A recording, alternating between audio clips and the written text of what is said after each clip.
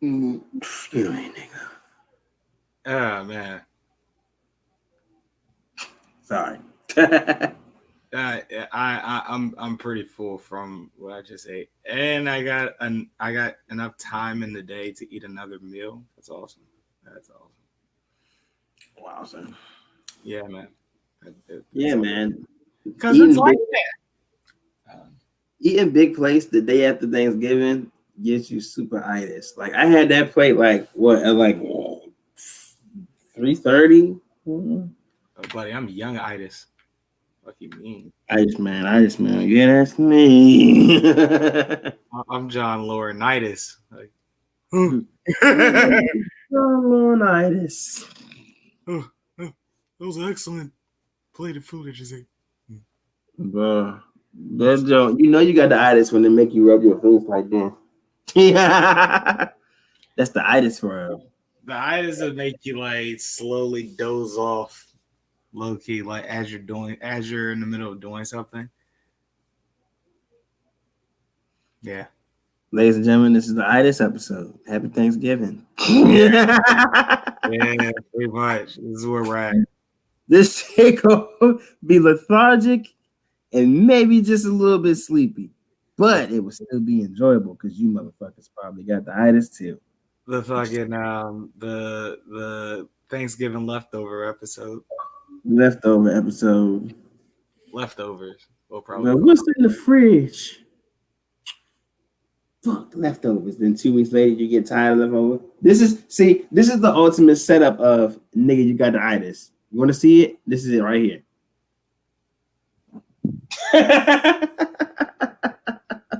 Listen. I'm right there with you. You already know.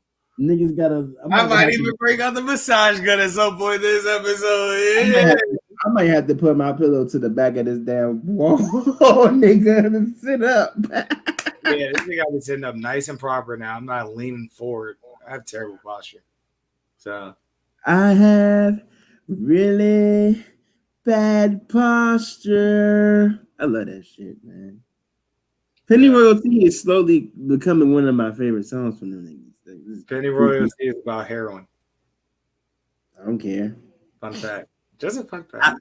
I just wanted to think it was about, his stomach ulcers. You know what I'm saying? I was thinking that, you know what I'm saying?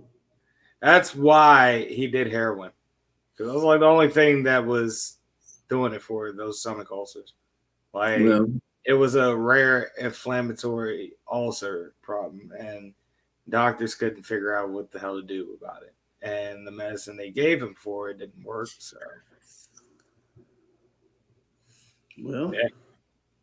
it'd be like that, man. It'd be like, well, not for me. I'm not doing heroin, but still. Damn, Slim. Just saying, it'd be like that. I just looked in the camera at my face, and I saw the glimmer of itis as I looked up. How does that work? I'm very fascinated now. So the glimmer of itis, it's a very rare spot that you can see, right? And it only works when you're in a mirror or something, right? So when you look at it, you can see your whole face converting into a drooping, falling formation. So I straightened my head up, looked into the camera, and my eyes were damn near closed. Kind of like mine. You were kind of like yours, but yours is a mixture of itis plus smack baby. So it kind of covers it up. Mine, you can tell I'm not smack. You can tell I'm Smack City. Like you in Smack City. You can tell I'm not Smack City. If I was in Smack City, my eyes would be a little longer and low. Mine are just condensed in them. My itis includes cookies. My real stoners now. But nonetheless, Kenny, it is 5:21 on a Saturday, of course, because that's how we're doing these shows these days, or when we do these shows these days. You know what I'm saying. Mm-hmm. I would like to say live via satellite. It is Gorilla Gang Podcast. I am your empathetic yet foul mouth half of this show, Carlos Crawford. This here is my co-host, companion, brother. No, I want something cool to go with that. Like partner. Yeah, my eye in the sky, resident Jedi. My intellectual equal. There we go. Oh, yeah, that works too. My name's Kenneth Whitaker. That's me, the intellectual equal. A lot of people don't call me that. That makes me feel good. I tell people shit all the time. No one listens to me. I don't know why people don't like to listen to me. I know how you feel, my guy. I know. At any rate, sure your cousin feels the same way about me, but I digress. Well, with Fuzzy Slippers is like he be listening to both of us. And sometimes he be saying, "Why nobody be listening to us?" I mean, yeah, but when it comes to important stuff, niggas need to listen. Like, I don't I have my moments where I troll motherfuckers like you. You know what I'm saying? Because your reactions are great. Like this motherfuckers. You motherfuckers today. But the only reason why you motherfuckers is because people that have the same reactions as you are hilarious because they get so tight and it's just so funny because it's like I'm not even really being serious. I'm only giving you like 25% of these jokes and you're really getting angry. Yeah. Downright infuriated. Case in point. Defending Goldberg against Stone Cold and whoever else one had. You were getting so mad. And I was because just like,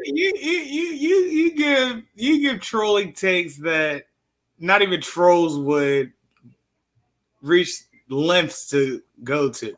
Like you say shit like that, and come on, what trolls are going to think of that? Come on, they'll give you something that is completely arguable, but is like absolutely wild. Like Edge is a better wrestler than The Rock. You know what I'm saying? Like shit like that.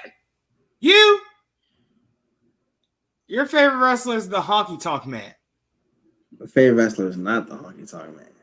I think that's my favorite wrestler to troll you with. There have been numerous references to gimmicks that probably shouldn't be referenced in this show, such as not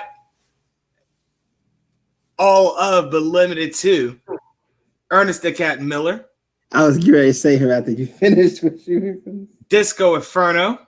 Disco Fever. Yeah. Alex Wright. Who? Alex Wright. I brought up Alex Wright. Don't you who me? Because with Disco Inferno comes Alex Wright. You know how that works. Yeah. He's so cocky. He's so cool. He's just a disco dancing. That's so great. I think he mentioned the Goblet Gooker at one point. I did mention Goblet Gooker. See, like that's what I'm talking about. Outlandish. Jeff Jarrett. Jeff Jarrett won the best Intercontinental champion ever. He better Intercontinental champion than Also, that son of a bitch, Jeff Jarrett. Fuck Jeff Jarrett and everything he stands for. He better Intercontinental champion than your boy, Shawn Michaels. I'll fight you. I will fight you. Okay. Jeff Jarrett is better Intercontinental champion than Shawn Michaels. He's not. Know why makes him better? What makes him better? One, because Shawn Michaels forgot about the Intercontinental Championship and branched off to other stuff. Jeff Jarrett probably stuck his focus solely on the Intercontinental Championship. You can do it when you popping, and Jeff Jarrett is not popping. Thus bringing prestige to the title. No one else brought prestige to that title like Jeff Jarrett did. Bret Hart. Nah, Bret Hart was boring.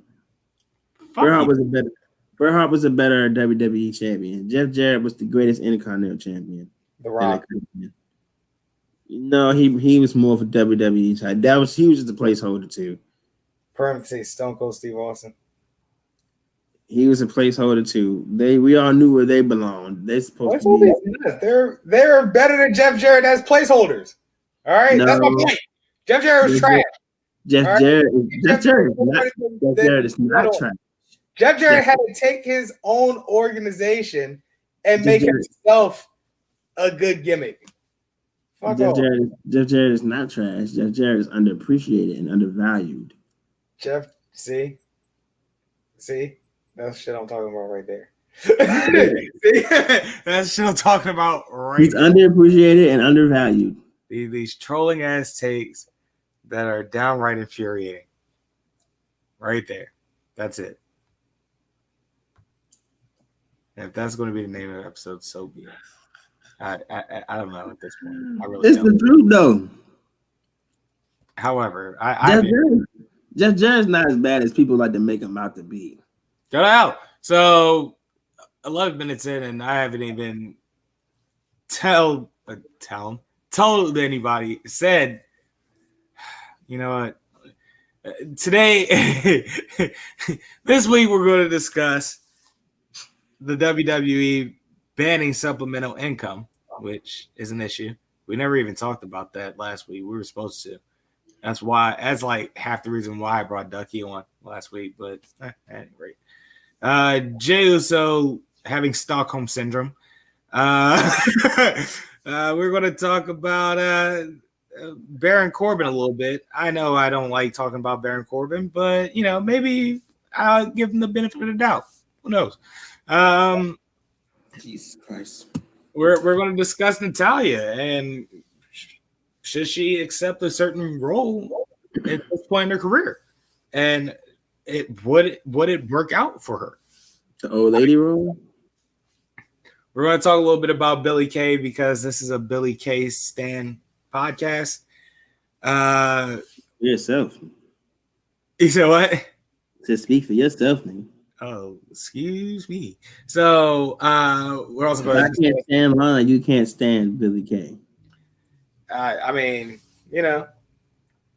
we'll basically discuss the 10 count essentially. That's basically what it is this week. And also we will have a bit of a debate, and these are going to be takes that Kenny give that are going to be very hot, but I'm going to thoroughly enjoy it. So we'll start off with this week's ticker. Yeah, we're going to make this a thing. We have to bring back. I swear, if it says anything about Florida, it's going to. I'm going to close my laptop. This is where we're at. Go ahead and close your laptop. This is where we're at. That's all I want to talk about. With that being said, we bring this one back up.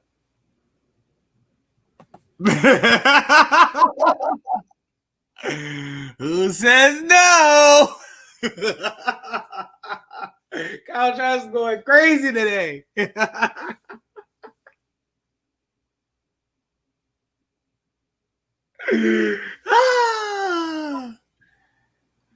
God dang it.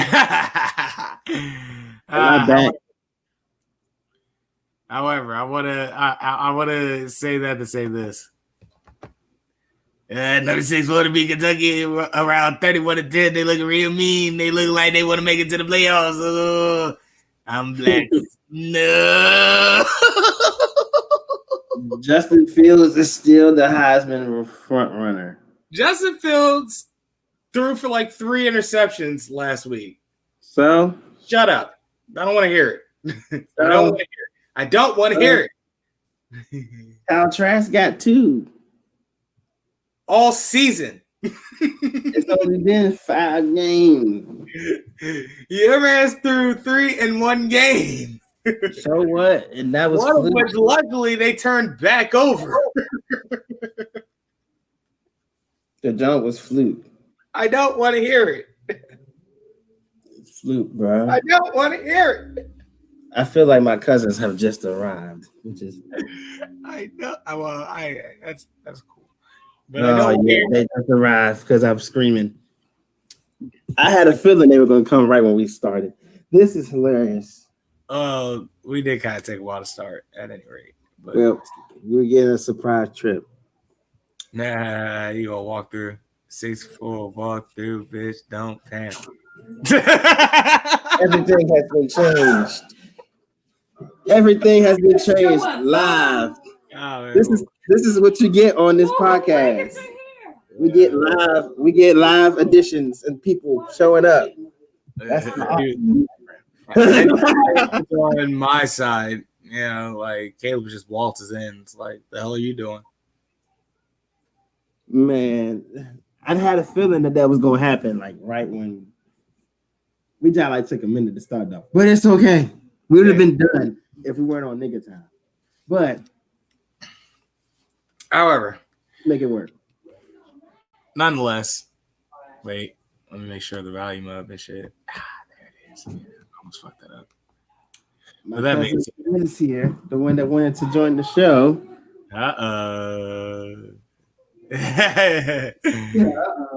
We can't do the eyebrow trying to wild out. No. She looking real mean. She look like she want to roll somebody. I might have the Colgate look my blacks. I put my glasses on.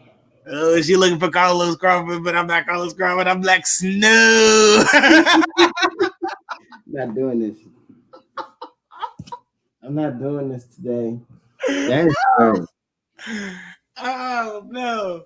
Oh man. Yeah, that's fun. Ladies and gentlemen, 10 Count, brought to you by Blackfit. My childhood homeboy, Brandon Kearney. He's a personal trainer, and he is doing revolutionary work with his clients to personally shape them up the way that they like to. I like to liken it as a sports trainer, like a personal sports trainer for, your state-of-the-art athlete. So yeah, I definitely give him a call or email him or hit him on Facebook. I said his name, look him up. So with that being said, let's go with it. Number one, bottom line, WWE is banning supplemental income for their talent and is now reached problematic levels. Kenny, Zelina Vega got fired last, over the month? Beginning of the month? End of the month. She got fired in the month. End of the month? And the last month? Or beginning of this month? Are you sure it's now beginning of this month? Because it wasn't too long ago, but it wasn't that long ago. It had to be like the beginning of this month or the middle of this month. I reckon like 2 weeks ago. Yeah, 3 weeks ago or so. We're at the end of the month. It was the last week of the month. Tuesday is the start of December. Yeah. Sagittarius season, as people call it. No, we're not doing that. At any rate, so Zelina Vega was fired essentially because, WWE was like, banning Twitch and other third-party streaming for WWE superstars, and which Zelina was pretty much like, yeah, fuck that. So then you take that, and then the fact that she supports unionization, that tweet that was heard around the world, that's why she was released. So that is a bit of an issue. I recall in earlier episodes, Kenny, when this initially was announced that they were going to, shut down streaming devices for Twitch, and they gave them 30 days for it. I was saying that, possibly they could, work it into the network, so on and so forth. But from the look of things, they're, solely shutting this down because it's like extra money for them to make, and they don't want that, which is seeming very villainous. Mm-hmm. It's like Mr. McMahon, the gimmick, is starting to bleed into Vince McMahon, the businessman. And well, every wrestling gimmick is a caricature of the person that plays it. So, at any rate, number 2. Jey Uso lost his damn mind, Kenny. Like, your man's wilding. He's really sold into this storyline. However, I will say this: Kevin Owens, he pretty much was like, "Listen, man, y'all two need to get it together because y'all are destroying this roster. Not even in a good way, like not even in a constructively destructive way, like in a toxic, disturbing, destructive way. So figure it the fuck out." Like, and looked at Roman was like, "And don't think once that I'm not afraid of you either. I'll fuck you up." So, so I was like, all right, that's cool. I mean, if we're getting the KO Roman rivalry out of this, fine, whatever. Only because I fuck with Kevin Owens that heavy. Like, KO. Yeah, I mean, KO hasn't been a good rivalry in a minute, so we don't see it. Exactly. Then not only that, I like KO's good guy angle because again, he's fun as hell. Like, your man was doing commentary on NXT this past Wednesday, and even though the energy felt a little bit low, like for a color commentator, that's Kevin's shtick, and that's why it works so well. Like, Kevin is just a real even kill when he talks type of person, like.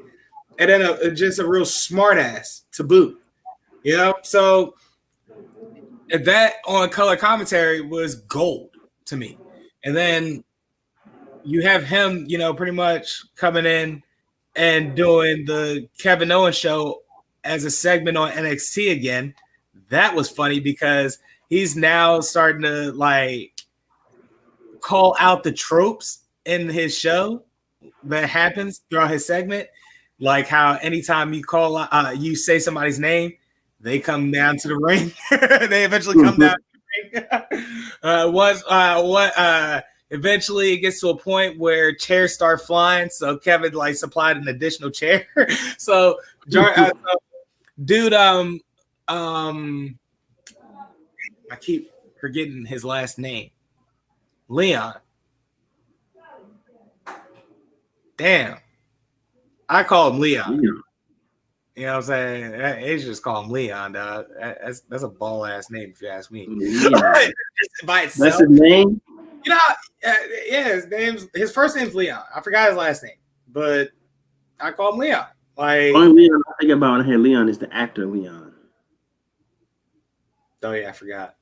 Yeah, the guy that played David Ruffin. That's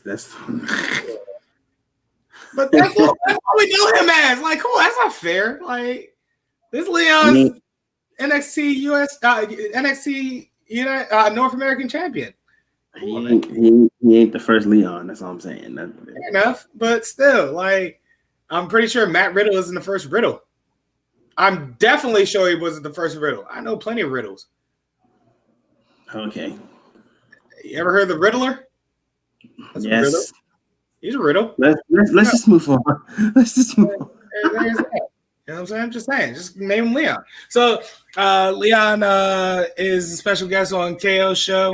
And then, he mentions Johnny Gargano, and Kevin Owens goes, man, I wish you hadn't done that. He's like, done what? He's like, yeah. Anytime you say somebody's name on this show, they usually come to the ring. Matter of fact, watch this. 3, 2, 1, and it was like a bit of a delay. Johnny Gargano's music come on. He goes, see, I was a little bit late, but you get the point. Gargano comes to the ring and he started complaining or whatever. And Kevin Owens was like, hey man, you want a chair? So Gargano was like, no, I wouldn't like a chair. Like, right? Just a real asshole about it, right? So then one of them mentioned Damian Priest, right? And Kevin Owens goes, stop. We already know what's about to happen at this point. Look, 3, 2, 1. Another delay. Finally comes out. It's like, oh, all right. I'm delaying things now. So it's like, I guess WWE's doing something a little different. Or he's like, I guess NXT doing something a little different since I left. So Damian Priest comes to the ring. And his qualm was essentially that, Leon pretty much was like, yo, I'll challenge both of you in a triple threat match for the North America Championship if I win that jump. So, Damian Priest is like, I'm just saying. You did say that. I'm just mentioning it. So KO's like, hey, bro, you want a seat? So Priest's like, no, I'm good, bro. I appreciate it, though. So they turned back over. I was like, well, that was very nice of Damian Priest because Gargano's a real dick about it. So like, this eventually devolves into a brawl in which Kevin Owens saw coming. That's why he brought in the extra chair because that extra chair was used. So, yep, it's fun, but don't get it twisted. Kevin Owens still sadistic and will fuck you up. And I use all caps on up. Also heard he was a Trump supporter too, but that's not what this is about. You hate to see that. Damn it, man. I can't be a fan of anybody anymore. Nope.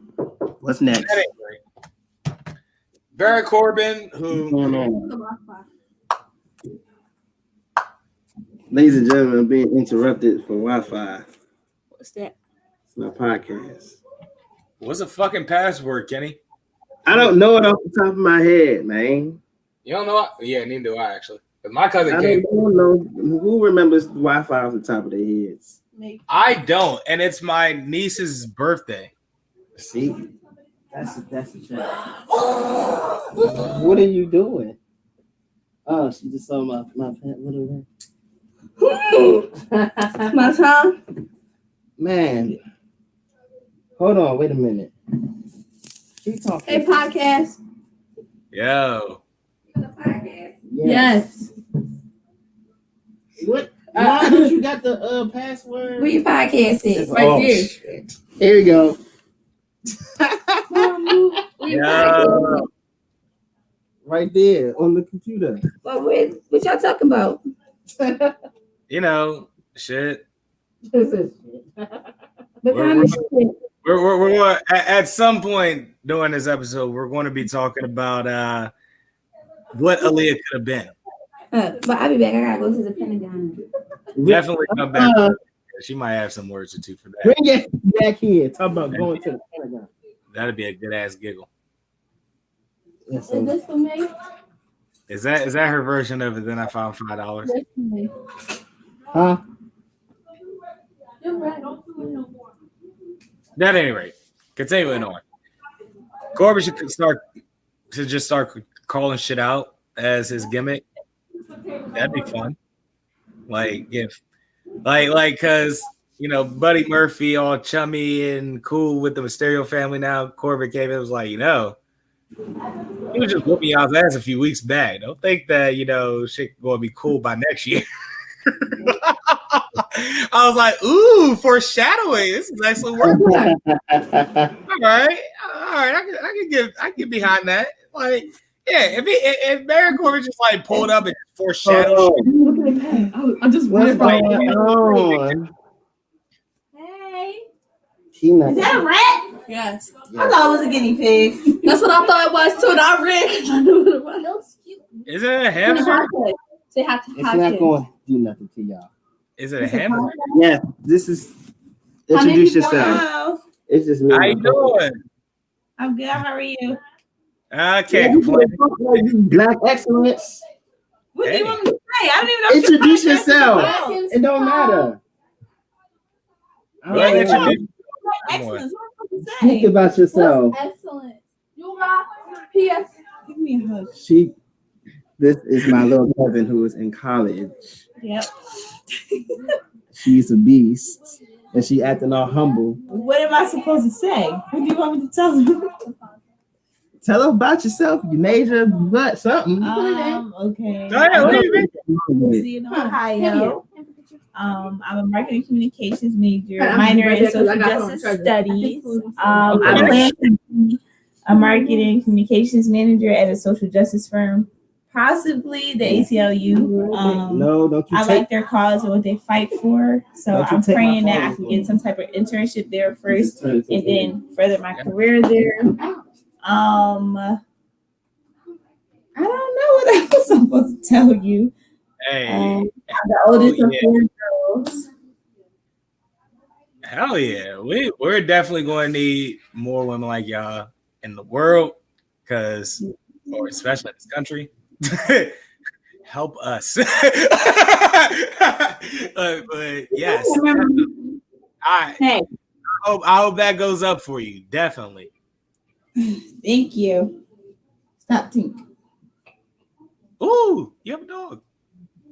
I don't know what else you want me to tell them. Introduce your dog, I guess. Like dog. This is Chloe. No, what kind of dog is she? Or purebred Pomeranian. Baller. She half Chihuahua. Yeah, she is. Shut up. She got a little Chihuahua in her. Well, that's how things be saying that they like half Native American. They got a little Cherokee in them. I don't know. She say hi. No. Hey, Chloe. No. Our first one, guy. You don't want to say hi? No. Okay. Yeah, Bow Wow. You want to get down? Can it just go off kilter here? Sure. Did y'all kidnap him? Like y'all strap him up to a chair or something like that? What's going on over there? Yeah. Where did Kenny go? I don't know. Little Kenny, come back to your laptop. Move quicker. Well, while you're here, let me ask you your take on this, right? I saw a post on Facebook, and it was about Aaliyah. They were saying that like she could have been the next, or she could have been Beyonce. Who? Aaliyah. Yes. Could have been Beyonce. I'm not really a fan of Beyonce. I feel like she's overrated. So my family has intellect over here. I told you. What the fuck did I tell you? Yes. God damn it. Oh man. I fucking told you. Overrated as hell. Ooh. I also had to protect my phone because there's some very bad stuff in here. That's why I ran. Don't want the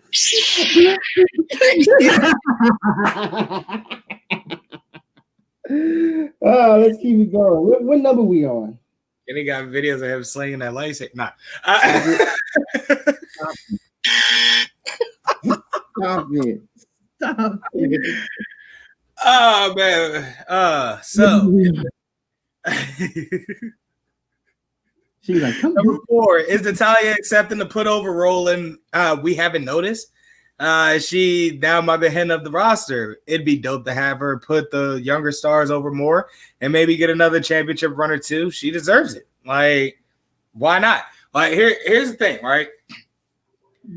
The work she's done with Lana recently. That was the seed plan and the Lana push.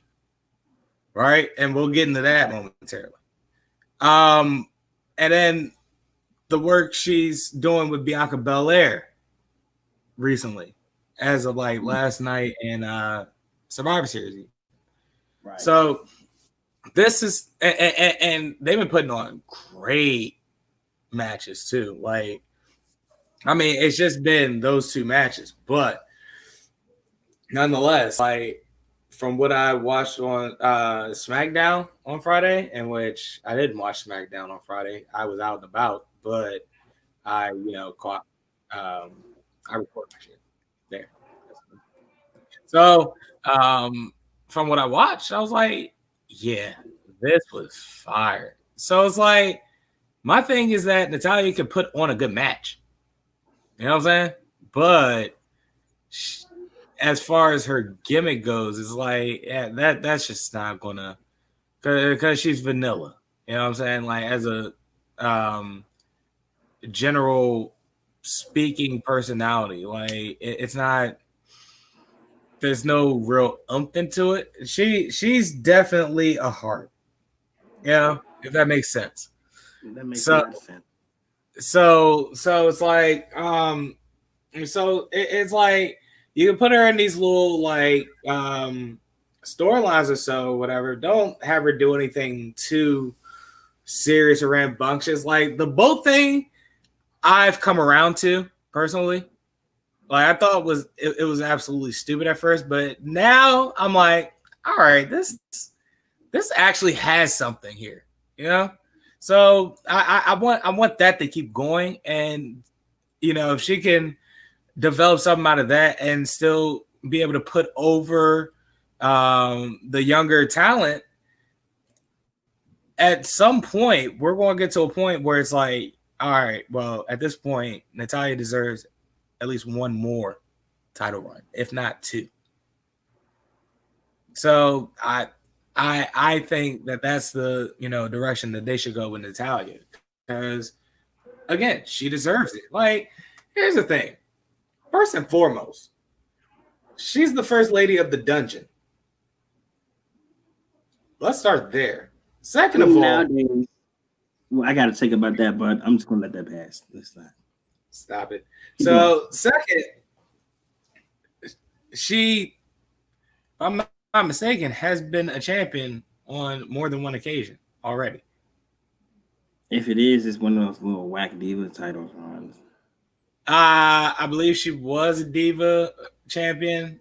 I also believe she was a champion. She was a women's champion. I forgot which show though. I want to say SmackDown, but it might have been Raw. The bad thing is you can't remember it because it probably wasn't entertaining. But well, it was a short run. That's why. That's not what this is about. Let's keep it efficient. Neither here nor there. Protect Billie Kay at all costs. Listen, Billie Kay gets it. I didn't understand what people were saying when they, were saying that, but she gets it. However, as you were saying. Listen, I just want to let you know that I think it's very contradictory how you give me a whole lot of shit for supporting Lana, but you can support Billie Kay. Don't like it. Well, here's the thing about Billie Kay. Billie Kay is actually funny. And Lana isn't? No. Not remotely. But you cheering for a Survivor Series. Oh, shit. That's fine. Keep going. Fair enough. Fair enough. Here's my thing about. Well, again, we'll get a lot in a couple. Yeah, just keep pushing through the 10. Let's go. Yeah. Billie Kay, she gets it. She's funny as hell. Like, and the thing is that wrestling is much better when it's not taken as seriously. And it's not the fact that she doesn't take it seriously. She takes it very seriously. That's why it's so good. Like, she takes it very seriously, and it comes off as, like, hilarious or comical. And it's excellent. It's excellent work. Like, I like her timing. I like her delivery when she, like, says shit that, hits. Like, it's spot on. She, attempted to do commentary or whatever with Cole and them, and that shit was hysterical. So I was like, I like Billie Kay personally. I don't know what you have against her. It's not that I have anything against her. It's that you give me shit for supporting Lana, and I'm gonna give you shit supporting Billie Kay. Continuing on, Sasha Championship run is picking up speed. That's very lit. Because Carmella cut a promo, right? where like she's pretty much saying that she's no longer going to, dance for anybody or the people that are going to do the dancing is or the people who are going to do the dancing for her. She's like, matter of fact, she snapped her fingers, but nothing happened at first. But she like snapped it again, and then like a glass of champagne is handed to her. But notably, there are a few rings and a boss. Emblem. What's the word I'm looking for? No, because it's a whole thing. Like fucking Radio Raheem had the shit and said love and hate. You know what I'm saying? Like there's name for this ring that she has on. 5-finger ring. Yeah. 5-finger ring said boss. All right. And as soon as I saw that, I was like, oh shit. And then like Carmelo like looked at the glass of champagne, realized whose hand it was, and it's like Sasha brought their shit. So I was like, oh yeah, let's go. This is awesome. I was like, yeah, I like that. So yeah, I think this championship run is going to be very different. And I am so glad for Sasha. So glad. It's about time. That's oh yes. About time. Number 7, Hangman in the Dark Order. So listen, Hangman is in a bit of a dark place right now, so it makes perfect sense to join the Dark Order. It makes a lot of sense for me. I actually would want to see that, especially after that recent loss he took to Omega, which, by the way, I was a little upset about. But in the back of my mind, back of my head, like I knew that was happening. Like he can't go over Kenny, but it'd be nice. It'd be nice to see him get a shot, like because I feel like they just gave him a bad deal. Like I feel like they gave him a bad hand. Like they start him off against Jericho. Everybody knows Jericho gonna be the first AEW champ, and then it's like Moxley comes. He's second in line, and it's like he just giving a bad deal. Now he just looking like the ultimate loser, aside from Cody. Cody looking like the most glorified loser of all time. He do all that fighting to get the TNT title back just to lose it in 2 weeks. No bullshit. That's an excellent observation. Actually, I didn't realize that till you said it. Like, yeah, that does come off for Cody like a glorified loser. Not necessarily the Brooklyn Brawler, but yeah. Who's a glorified loser WWE I could compare him to? I'll think of it later. Number 8, respect the FTW title, damn it.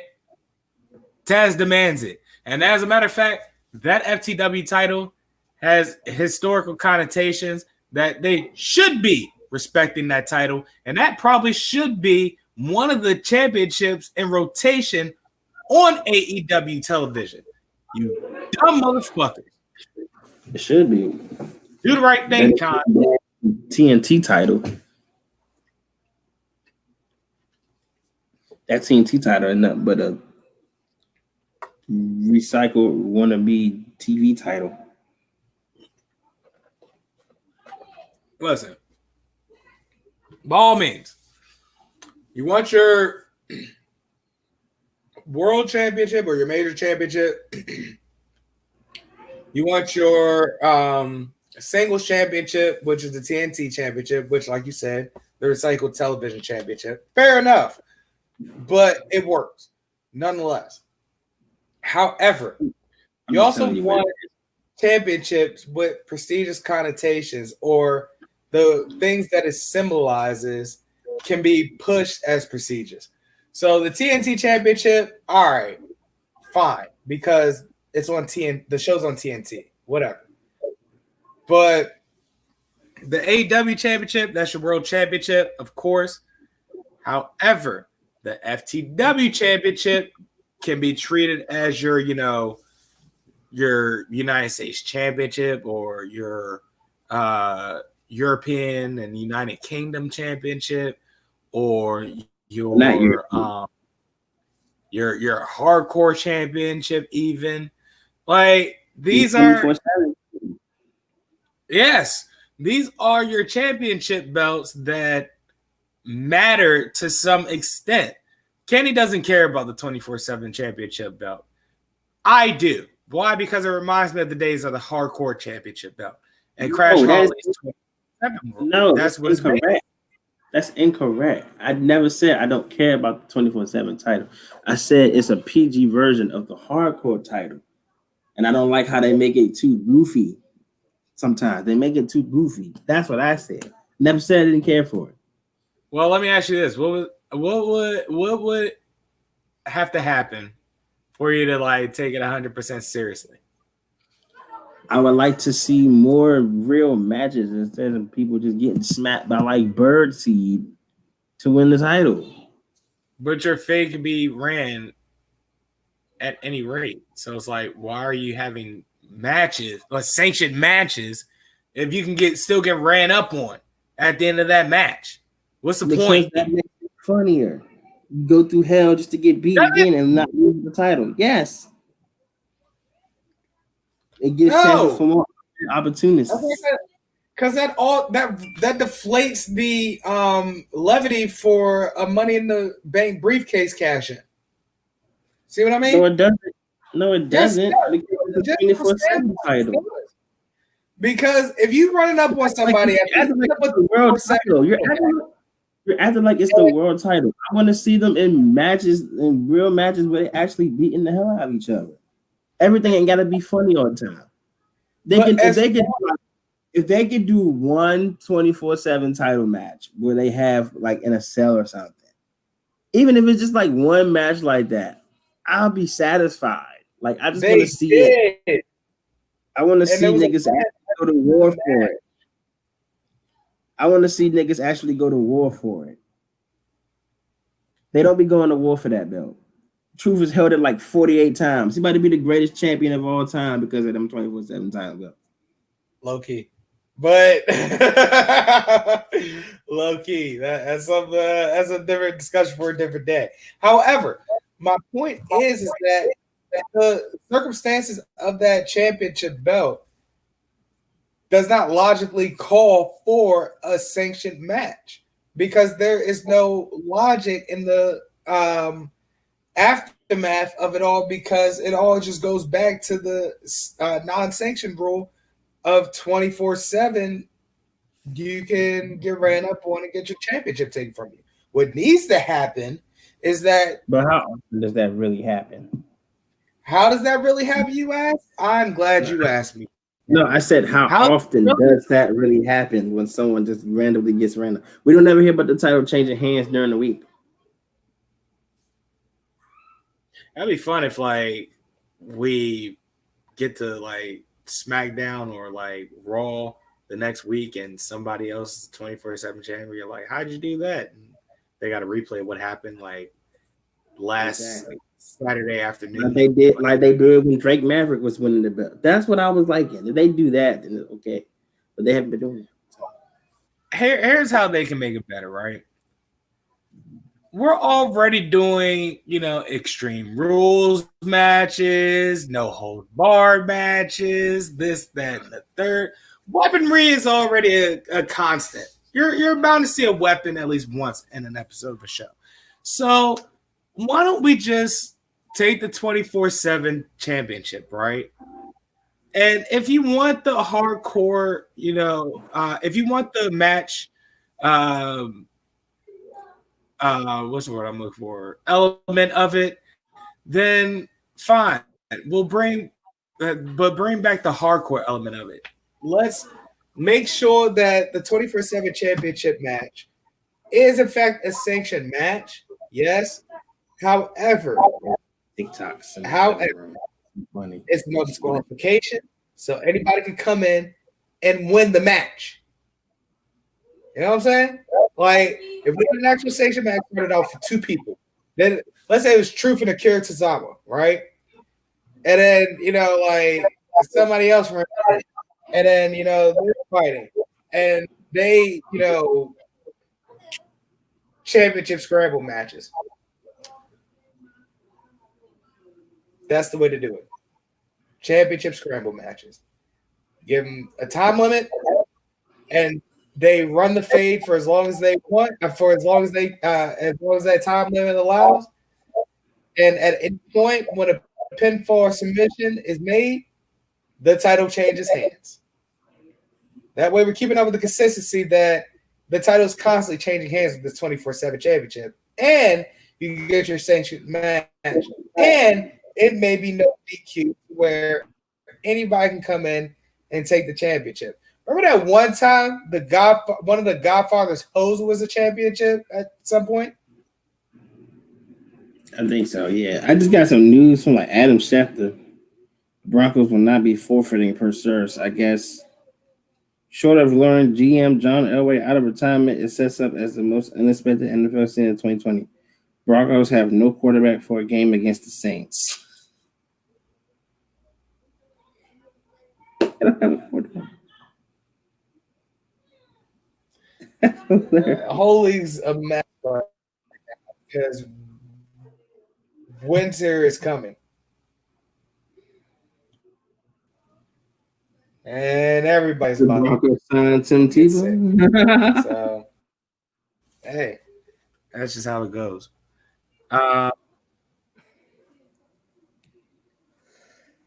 That's funny. Sure. So we get the number 9, right? Lana may be getting a push. How do we feel about it? I told you it was coming. What, Lana getting a push or? Yeah, Lana getting a push. That report. Told you Lana's getting pushed. Uh-oh. Itis is coming. That and oh no, that's funny. And you lagging a little bit. Oh yeah, well, yeah, you did say that. You did call that. However, yeah, everybody's calling my name like I'm not doing the show. I'm lagging a little bit. You're lagging a little bit. I'm not joking. You're also lagging a little bit. So, yeah, I know. Actually, this may be a problem.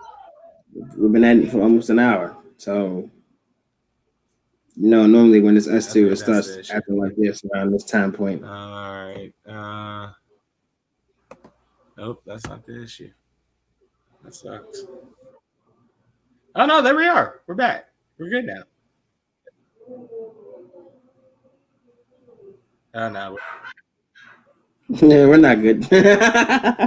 Well, I used my laptop today because I was like getting frustrated with the lack of sound I've been producing in the past couple of weeks, trying to use my iPad and my phone. And well, it's a catch-22. It's a catch-22 situation I'm in, frankly. So let's try this. Maybe I can save this. However, I will continue with this. Yeah. So with Lana getting a push, it's like I kind of am okay with it, but it has to be something good. Like we can't just softball Lana into a championship run. Please don't do that. Make her some type of credit. Please, I'm begging. And don't do it in roll up pens either. What the fuck's what's with that? What's that about? Roll up pens are great. All right, I think I don't get that either. I don't get that. Like I don't know if you noticed, but there's been. Yeah, that's it. Okay. That works. Yes. Yeah, and I have left my studio. All right, cool. Yeah. How's my sound sounding? Is my sound sounding? Your sound is sounding. Excellent. That's excellent news. I'm glad to hear that. Pray tell, is my sound still sounding good, sir? Yes, your sound is still sounding. And you're yes. on time and you're not lagging, which is great. Groovy. Yeah, all right. So yeah.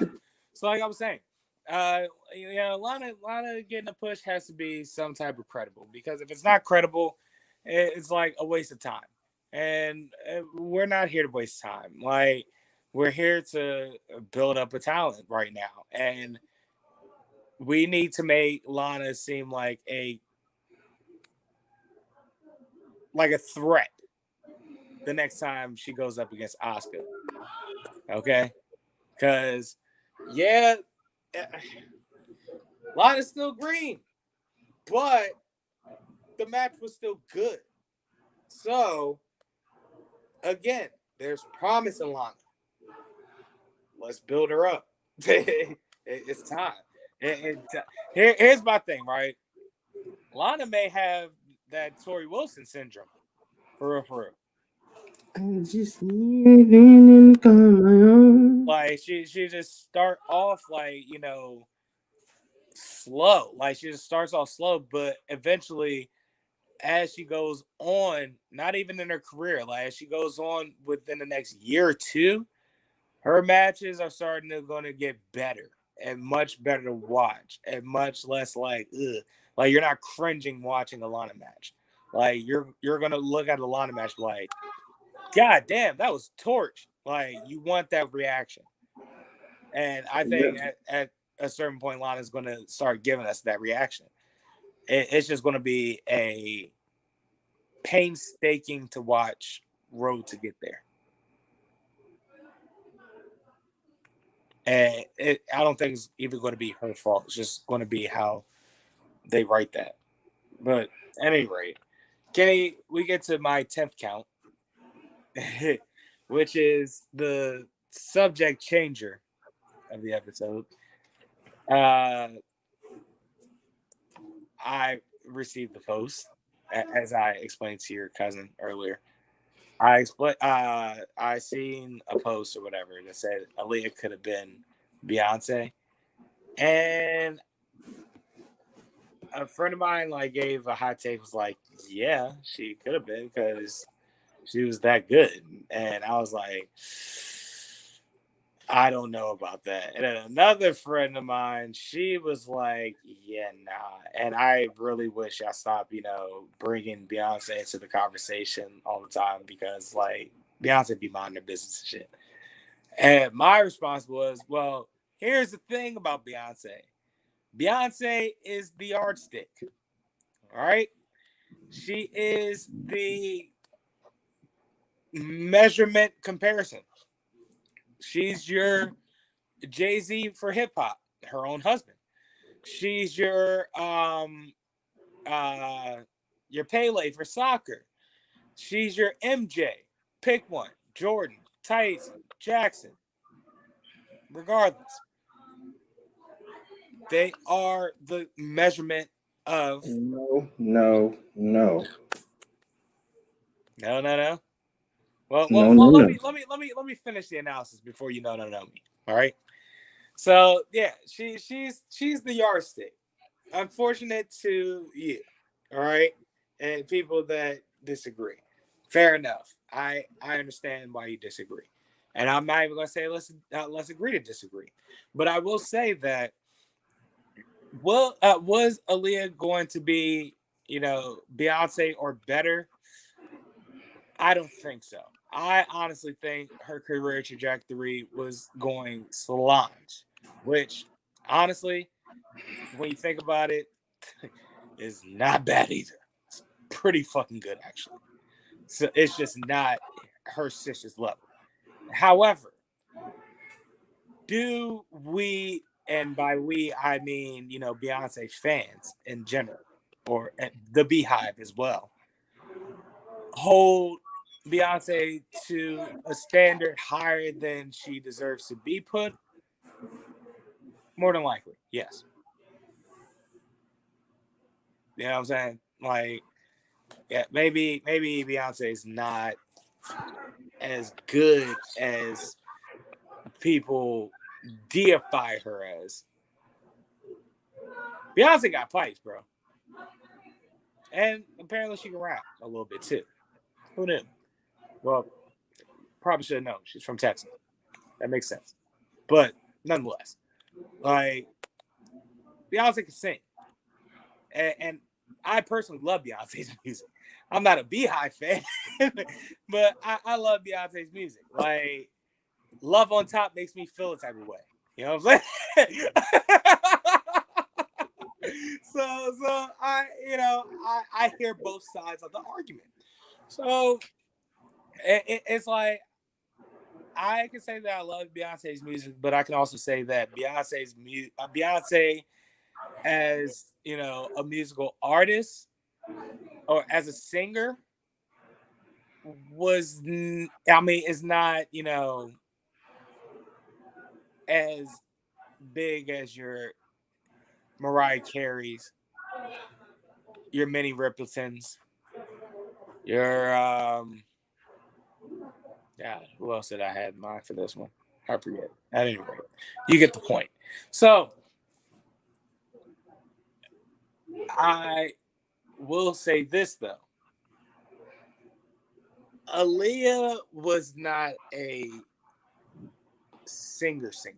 Like, Aaliyah could sing. Aaliyah had a voice on her, but Aaliyah wasn't going to sing. You know what I'm saying? Like, she wasn't going to, she wasn't going. You know what I mean? She wasn't going to sing that shit with with soul. You know what I'm saying? Aaliyah sang kind of like, what? You know what? Man, I done put like 6 people on the Wi-Fi. You know what, Kenny? What? Aaliyah was essentially Janae Aiko. You shut your mouth right now. Aaliyah. You got a rat? Yes. For the 3rd time today. All right. That might have been a reach. That's very much a reach, sir. You calling Aaliyah Janae Aiko? You are something else. That was a reach. That was a Kenny take. I'm sorry. Yeah, that's a big reach, sir. However, okay. Nothing sleeping. Janet Jackson. No, Janet. No. Listen, man. Aaliyah also sang like she was telling the album long secret. That's all I'm saying. Who? No. That's all I'm saying. Aaliyah would have been. I'm gonna let you in a secret. Aaliyah would have been better than Beyonce. Oh. Way better than Beyonce. I'm trying to say that. Really? Yes, Aaliyah would have been better than Beyonce. Oh man. Why? Because all Beyonce do is man bash and women that hate niggas. Oh yeah, I hate him. He ain't that bad. Ooh-wee. Go on. No, he's not. Yes, he is. My rat poops in a cage. Your dog poops all over the floor. Oh, she pooped in here? Major She pooped in my house before. That's a major difference. My rat keeps his poop. My rat keeps his poop in a central location. Also, it's not a rat. You show that hamster some damn respect. Well, he has a tail, so it counts. So, Oh. but he chill, so he don't do nothing, bro. You got a Rufus over there? You got a naked mole rat and shit? He ain't naked, bro. All right, man. What this not what it's about, man? God damn it! All right, fine. Don't let them damn kids throw you off. Fair point. That's a fair point. Anyway, Aaliyah would have been better than Beyonce because, like I said before, all Beyonce do is man bash, and women that hate men or have bad baby fathers or have done stupid stuff like that just cling to it. For every single lady's put a ring on it, we got try again, and we got I miss you. Okay. When we talk about Aaliyah don't sing, have you heard I Care for You? Them high notes in that song is great. Honestly, I feel like Aaliyah has had bigger hits than Beyonce. The only reason why those Beyonce hits are hits now is because Beyonce has the longevity. But I guarantee you right now, if I put on Age Ain't Nothing But a Number All them Beyonce fans come like, oh man, it's been a while since I heard this. Age ain't nothing but a number. Throwing down ain't nothing but a thing. Now, granted, that song was about overage R. Kelly talking to said Aaliyah. But let's remember, you are right in that but let's wait a minute.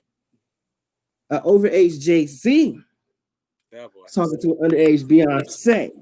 So before you put that out, remember where we are in 2020, the year our Lord and Savior. Before you try to put that out there. Completely offsets the buzzer today. Huh. Yep. So let's go back to music. Let's take the situation of the now this is a pound for pounder right now. Like this is you can take all those allegations out. Because even post R. Kelly, she still made hits, nigga. That's for true. Baby girl. Can y'all really feel it? You want to talk about hip hop? Nigga. Aaliyah started that.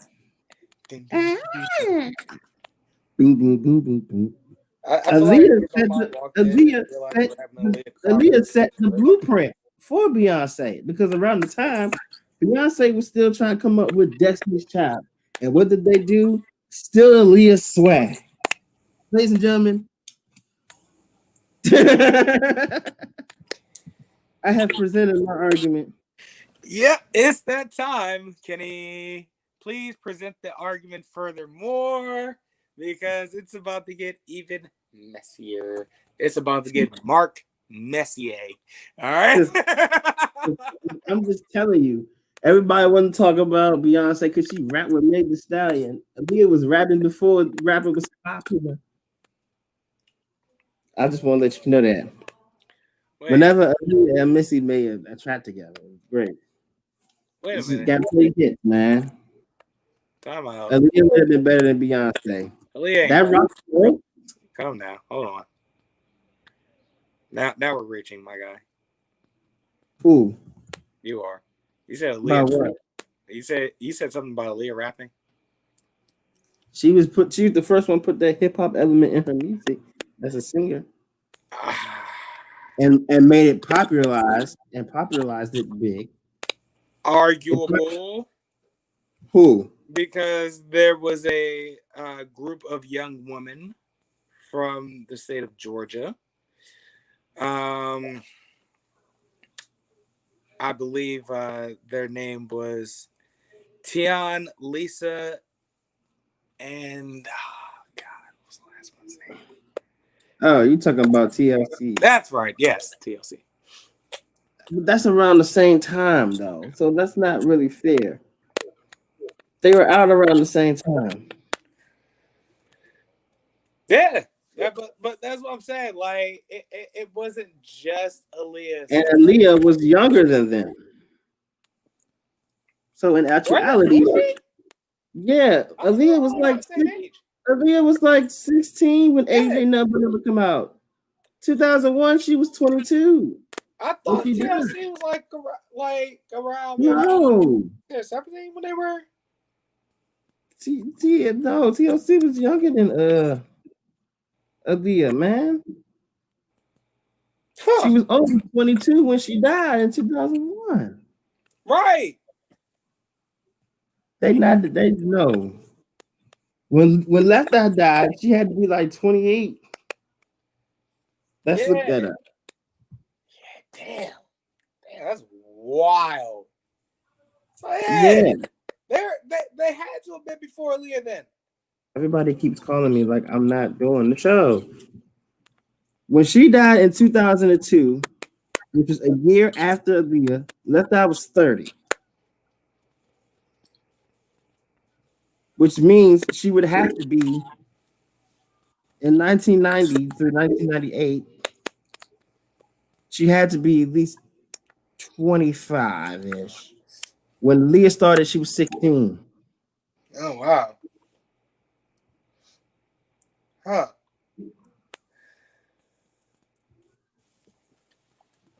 Fair enough. All right. Good point. Matter of fact, let's just do this. Well, so here's my thing, right? With Aaliyah, she has and this is arguable, the perfect set catalog. You hear me? Where she has, I believe it's like a good 3, maybe 4 studio albums. Why are they calling me like I'm not recording my show? They're getting on my nerves, man. Keep going. What you say? So it's like Aaliyah's catalog is like the perfect set because it's not too long, but it's also not too short either, right? So it's a sweet spot. It's a sweet spot of a, catalog that had to have accomplished before passing, which was already untimely. I think that if she was still alive today, she would have as many albums as Beyonce, first and foremost. If not more. If she was solo before Beyonce was. If not more. Exactly. Well, with Beyonce, it's kind of tricky because in order to match up with Aaliyah, you would have to throw in the Destiny's Child albums as well. By the time Aaliyah got to this point, you know what I'm saying? Listen. I'm all ears. Aaliyah's better. Because she only had 3 albums. She would have been better. She only had 3 albums at the time when she passed. The studio albums. 3 studio albums. And that was AJ Number to Number. 1 in a Million in Aaliyah. 1 in a Million in self-titled. Yeah. And kind of poetic for her last album to be a self-titled album. Right. So if you want to compare just those 3 bodies to like Beyonce's early thorough 3 bodies, because we can't we got to take Destiny's Child out because we're comparing solo for solo. Not her fault. Beyonce came late to the party. Well, I like to take the Sterling Sharp method. All right. Because I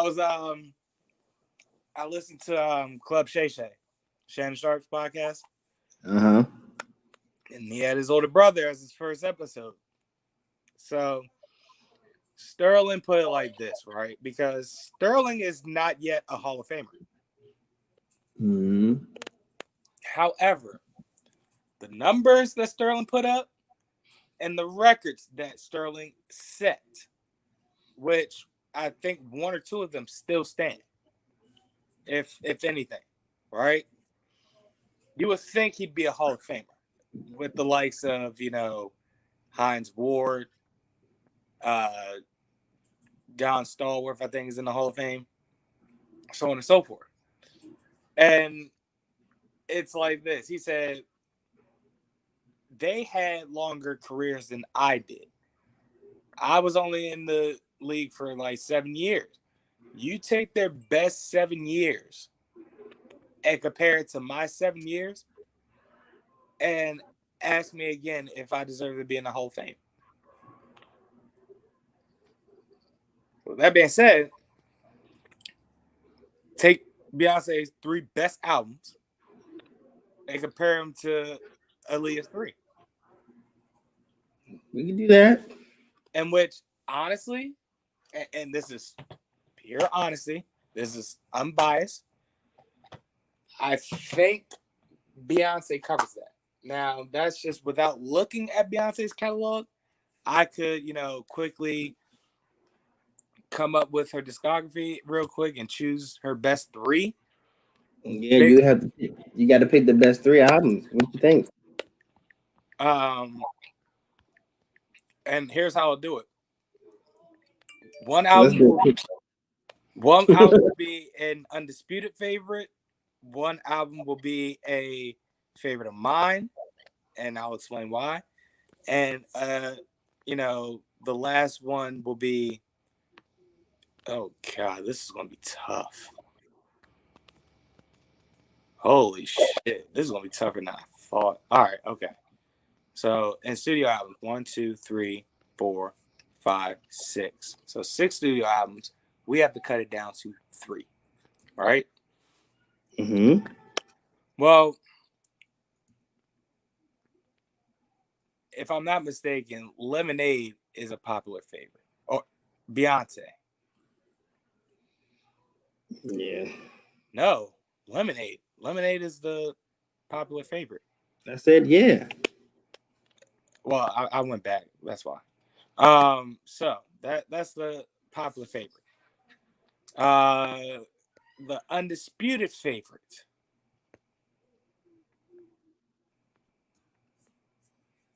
would most likely be. Actually, we'll call the undisputed favorite B-Day. Okay. That's the one with Irreplaceable on there, right? B-Day had Party on that jump. No. Cause we like to party. Hey, now that joke crank.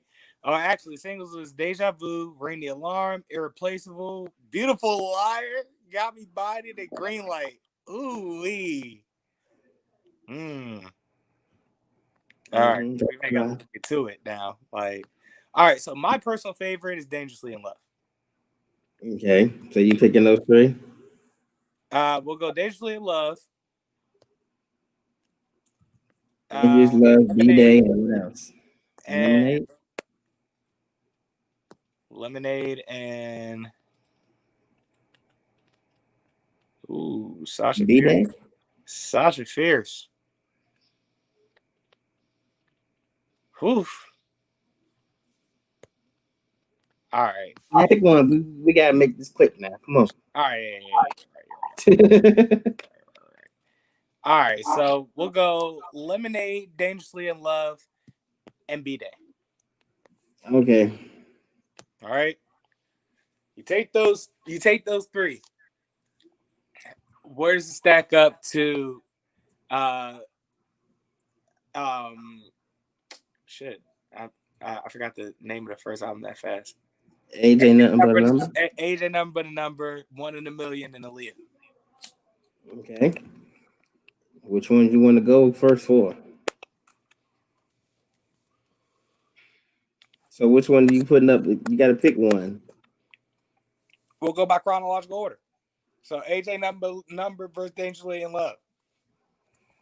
Okay, Dangerous Love has what? Well, first of all, the title song. Okay. Because my God, the song. It had Crazy in Love. It had Naughty Girl. It had Baby Boy. It had Me, Myself, and I. It had a cover of Closer I Get to You with Luther Vandross. And then you want to add an additional 03 Bonnie and Clyde counts as a single, as part of it in Europe. Work It Out. so yeah. Dangerously in Love was stacked compared to AJ Nothing But a Number. Have you heard of all AJ Nothing But a Number? In its entirety. Come on. Sabrina Crawford, brace me. Listen. Why you keep coming in here giving me more stuff to put on the Wi-Fi? I'm not in your room. Why y'all keep coming in here giving me more stuff? Didn't I put this one on the Wi-Fi already? No. Man, y'all about to make everything slow. They're going crazy over there. Yeah, they is. They have to real out of pocket right now. Right. Woo!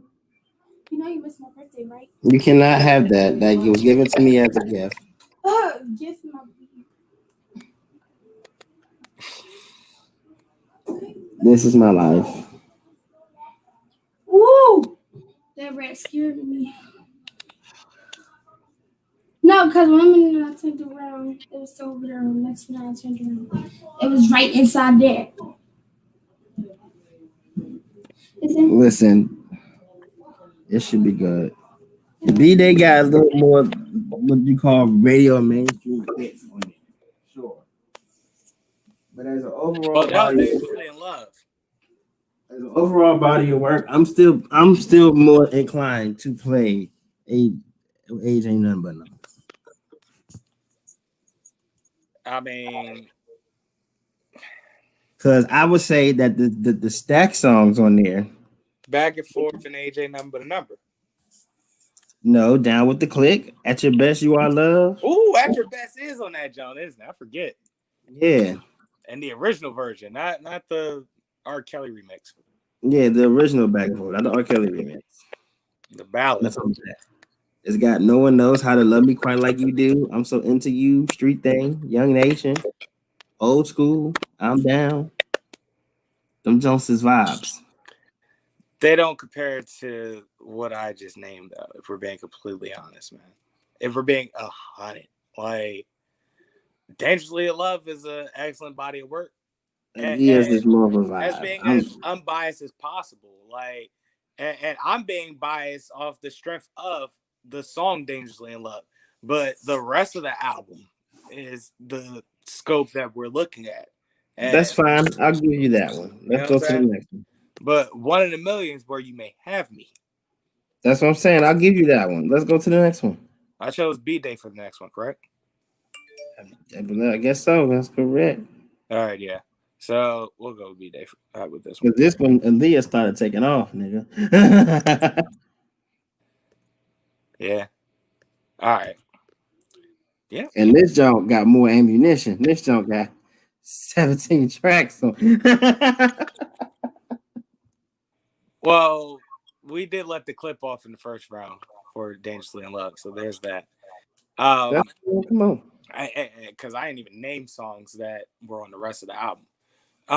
But as far as main Jones, Got Me Body, Upgrade You, Ring the Alarm, Freakum Dress, Green Light, Irreplaceable.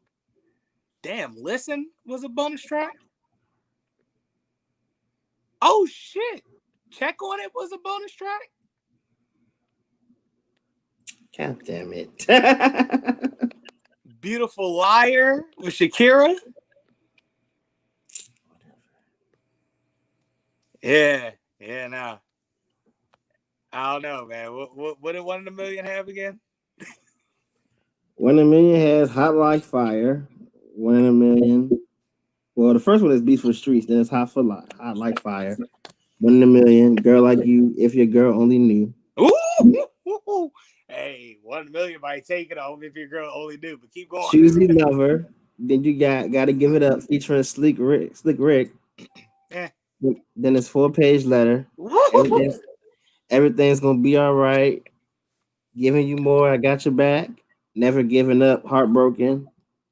Ladies in the House featuring Missy Elliott and Timberland. Sure. The One I Gave My Heart To. Love. And I thought Try Again was on here. Huh. No, Try Again's on Aaliyah. That must be on Aaliyah. It's funny. Because Try Again was a posthumous single. Like, they put out Try Again after she died because they were literally working on both that and the video to Rock the Boat while they were there. Man. You know what I'm saying? Like, she worked, man. Yeah. But I might get crucified for this, but I think 1 in a Million takes this round. Let's make this a thriller, right? So it all comes down to Aaliyah versus Lemonade. Oh my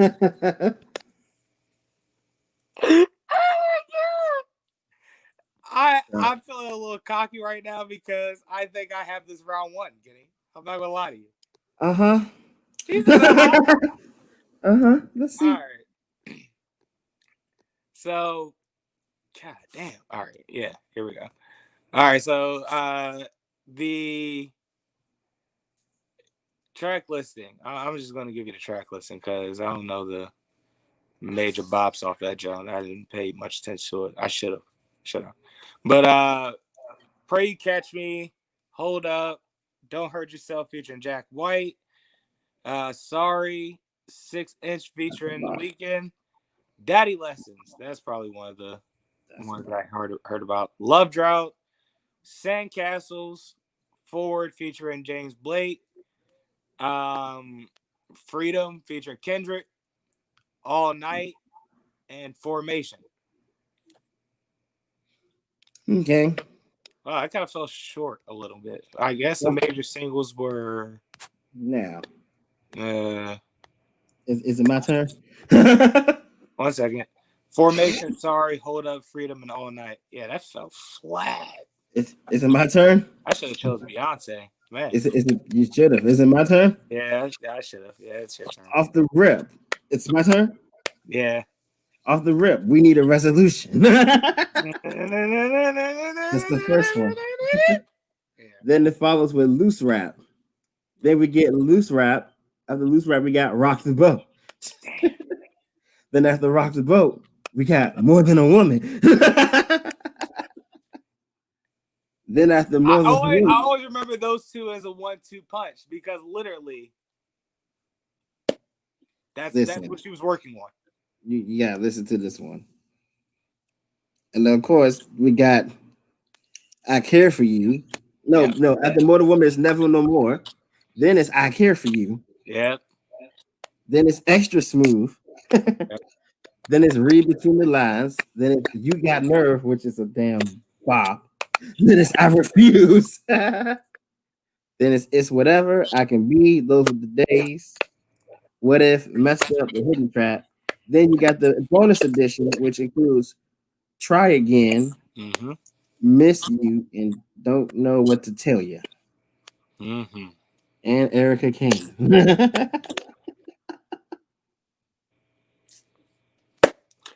It's a bit skewed, but I think Aaliyah takes this one.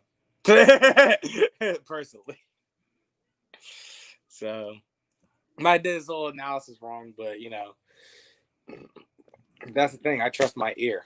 And I trusted Lemonade to take the cake for me, but it is what it is. See, I knew that the first couple would probably be a little shaky, but I knew once I got to Aaliyah, I had it in the bag. Yeah, because I played that one over and over.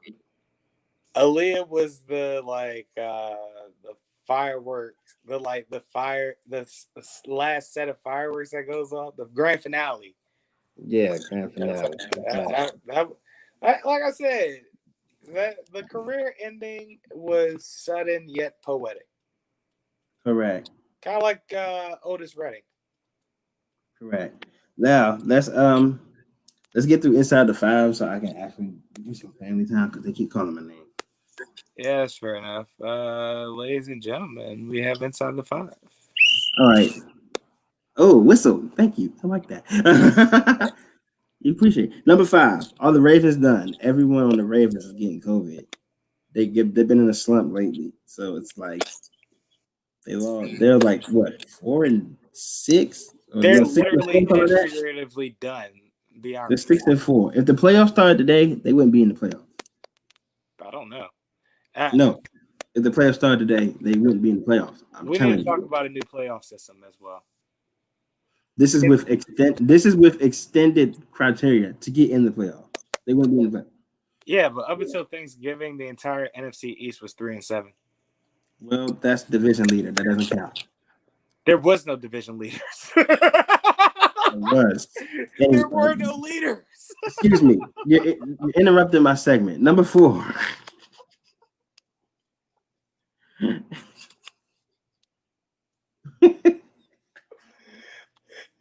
Now the leader of your division is a team with no name. Number 4. Can you stop laughing? Their identity is the District of Columbia.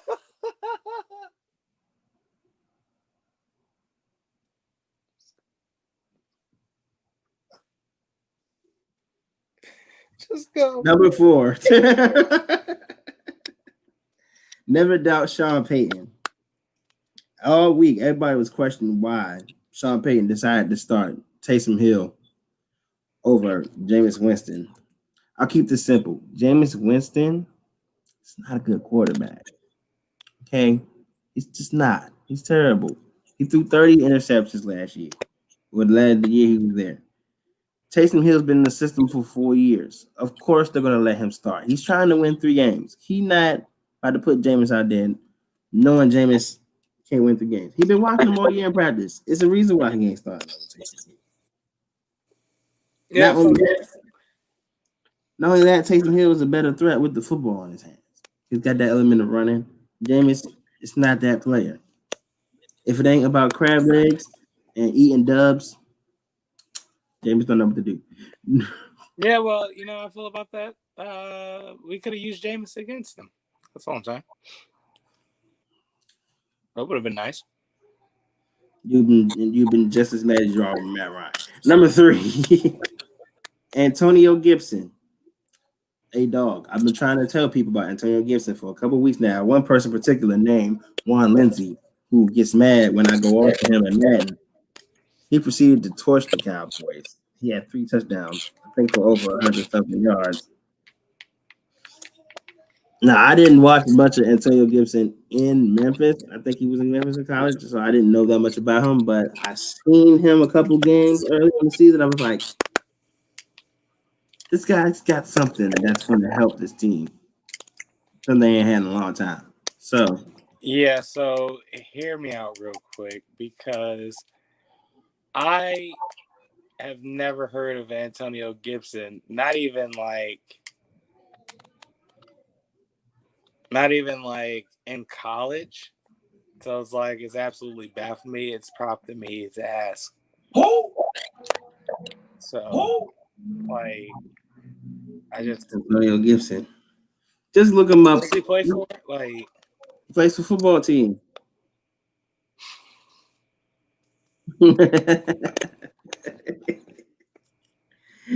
plays for the football team. That makes the joke even funnier. He's a good running back. Just watch him. He's a good running back. Sure. Number 2, Doug Peterson hot streak. Ladies and gentlemen, the pressure is on and hot on Doug Peterson.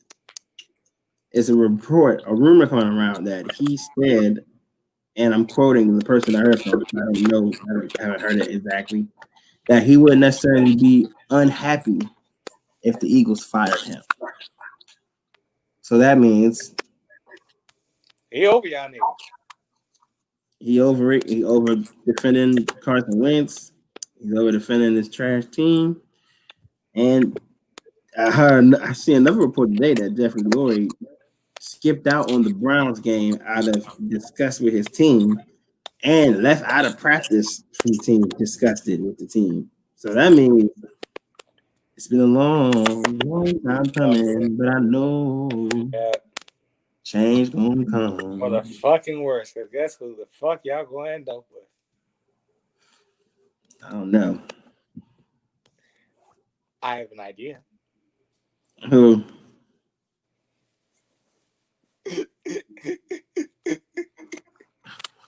Who? Matt Patricia. No, That's right. Detroit finally fired Matt Patricia. No. Hey, y'all are going to fuck around and hire him. No. We're gonna fuck around and get Jay Gruden. Oh, Jesus, Mary and Joseph. I don't know which is worse, if we're being honest. Yeah, no, Matt Patricia's worse. Jay Gruden could actually win a game or two. Right. Like every time we watched Matt Patricia, he was losing a game. Number 1. Burrow hurt, Bengals cursed. Fucking horrible. And I just came on here last week saying it was a 2-man race for Rookie of the Year between Burrow and Justin Jefferson. the Bengals, shout out to you, because you called this. The Bengals got to protect them. They didn't do it. So, it is what it is. I hope he has a speedy recovery, but I also hope his career is not done because the Bengals did not protect him. And that's inside the 5 for this week. I told you, man. And that was a quick ass prediction too, because the way you're setting up inside the 5 is supposed to be like a monthly thing, to my understanding. This was a special inside the 5 for our post Thanksgiving episode, and I immediately predicted that they need to protect Joe Burrow or something is going to happen, and something happened. Like, my thing is, as an owner, GM, what have you, like just a part of the organization, you're trying to build a winner, and you're not building a winner if you're not protecting your crown jewel. Your crown jewel is Joe Burrow. All right, that's the bottom line of it all. Y'all drafted this kid to lead y'all to a championship. However, y'all don't give him the tools necessary to do so. What's the problem? Like, figure it out. Get a line around this kid, because he already has, a couple of people to throw to. So that's not the problem. He has somebody to hand it off to. That's not his problem. So, and then he has a defense to hold him down. Correct. Sometimes. Correct. That's it. That's a problem that can be addressed later, or even developed better if you did it right. Correct. The problem is the offensive line. Yeah, nobody protected. Correct. I knew from the jump that Joe Burrow had nobody protecting him when they had like a report from when they were like at practice before the season started, and he was taking his first snaps, and he had to scramble out of pocket to run from linemen. Correct. It's a problem. Is correct. Fine. Well, you normally ask this question, but final thoughts.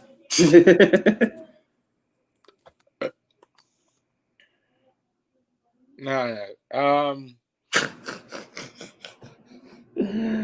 That was just the final thought. Okay. No, it wasn't the final thought. Actually, my final thought is this: I stumbled upon a podcast. Well, here's my thing, right? I'm driving around majority of my day, so to avoid, constantly grabbing my phone to change songs and such, I'll listen to podcasts all day. And I stumbled upon one podcast about the Dream Team. And it was a lot of like nuances that happened during that, not only during, but before and after that trip to Barcelona for the Olympics. And boy, oh boy, is it compelling. And a couple of takeaways that I have from that. Number one, Carmelo's a bitch. No. Number one, it wasn't only Jordan that didn't want Isaiah on the team. Turns out nobody wanted Isaiah on that team, because bottom line, he just developed toxic relationships with everyone other than Magic. And even with Magic as his ally and telling reporters that, I'm not just saying this because he's my friend, but I like Isaiah on the team because he will be a great contribution to the team. Deep down, behind the scenes, he didn't want him on the team. Number 2, Larry Bird was going through it. Okay? Through it in Barcelona. Because his back was out. Honestly, the reason why Larry Bird joined the Olympic team was that it was a bit of a dream when, watching his father being proud of America winning the 1976 Olympics or not in the 76 Olympics, but the 68 Olympics, I'm gonna say, when he was younger. And so it made him want to go, I wanna represent my country and, proudly be a gold medalist, one day. So it made him go all right, you give me the right people to join, I'll join. And that's another thing. Number 3, it really was a carousel of who was in and who was not. And I meant it by this.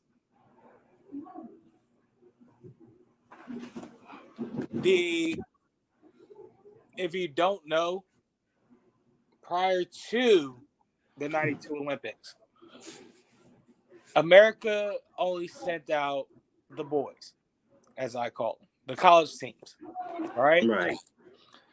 So if you recall, Pat and Mike were a part of that team in 84. Yeah, come on. So, as I'm telling the audience, Pat and Mike were a part of that team in 84 as, college players. So, prior to 1992, it was a, strictly collegiate thing.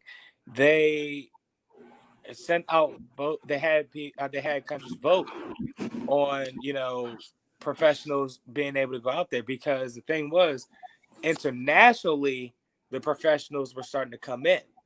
So hold on, bro.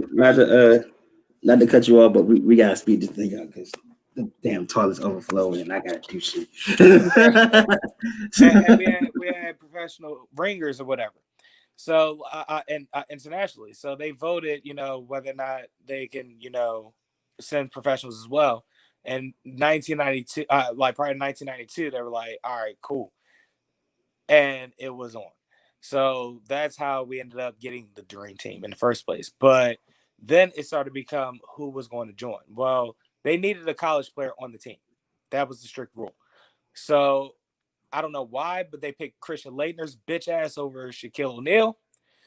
And at that point, it started to become a matter of, well, is Magic going to be in? Is Larry going to be in, according to Michael? For Larry, is Magic going to be in? For Magic, is Mike and Larry going to be in? So once we figured out that these motherfuckers were going to be in, we were good. However, that was hard to piece together. Getting everybody else in the fold was how the main 3 got in. And finally, the college team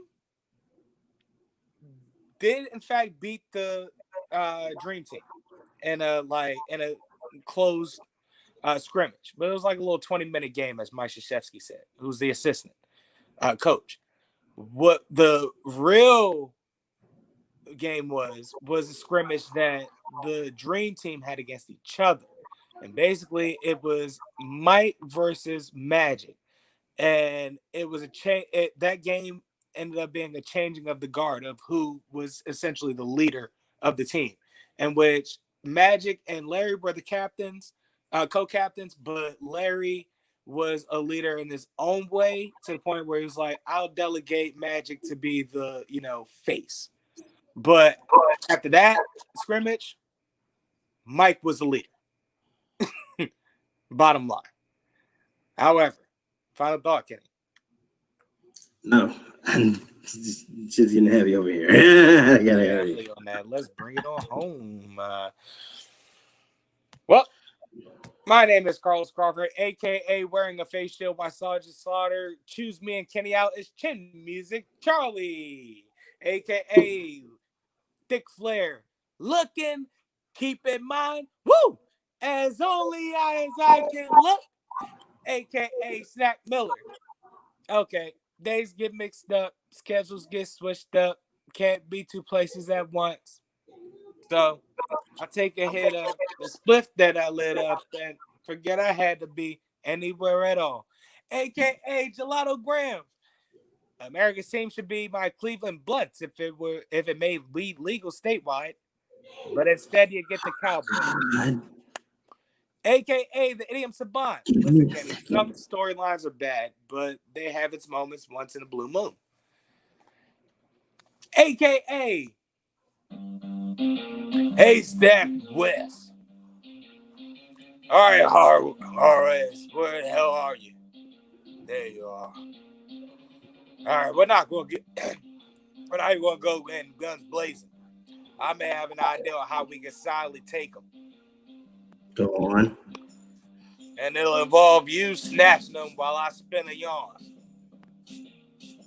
What? Yeah, I got a hunch. We should have listened to the briefing on this one. Aim back, and when I get all his employees invested, you scoop them.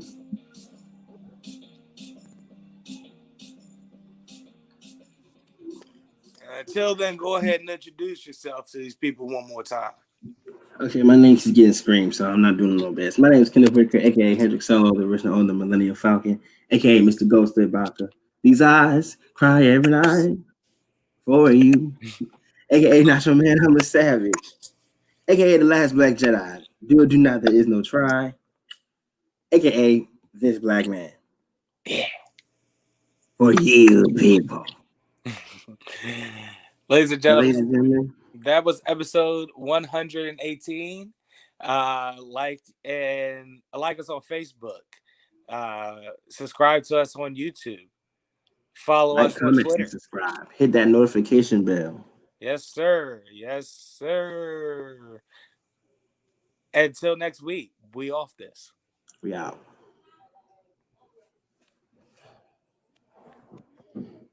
Damn. Are we? Yeah, we are. All right.